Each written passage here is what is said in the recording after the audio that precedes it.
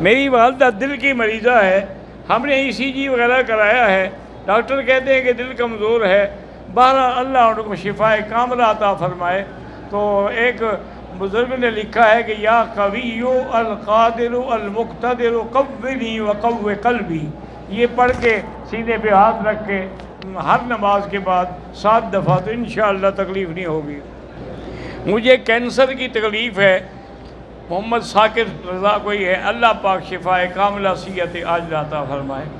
اس کے علاج کے لیے بہت بڑے اللہ والے نے لکھا ہے کہ قرآن کی جو آیت ہے لیس لہا من دون اللہ کاشفہ، اس آیت کو 1001 دفعہ پڑھ کے بڑے پانی کے ڈول پہ دب کر دیں، وہی پانی پیتے رہیں، جب وہ ختم ہو تو پھر اور پڑھ لیں، انشاءاللہ کینسر ختم ہو جائے گا۔ میں نے اپنے بیٹے کا نام ذوحان رکھا ہے، مجھے نہیں پتہ ذوحان کیا ہوتا ہے، اس کو آپ بدل دیں، ریان کر دیں۔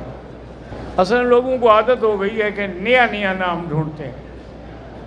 کافی پرانی بات ہے، میرے پاس ایک آدمی آیا بڑا معزز پڑھا لکھا، کہنے لگا جی مجھے اللہ نے بچہ دیا ہے، تو ان کا ٹیلی فون آیا تھا کہ بھی مکی صاحب سے نام لکھوائیں، لیکن آپ مجھے نام ایسا بتائیں جو دنیا میں کسی کا نہ ہو۔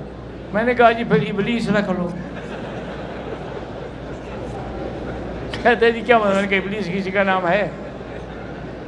عجیب بات بھی ہوگی بھئی، انبیاء کے نام پر نام رکھنے چاہیے، کیا منع ہے کسی کا نام نہ ہو؟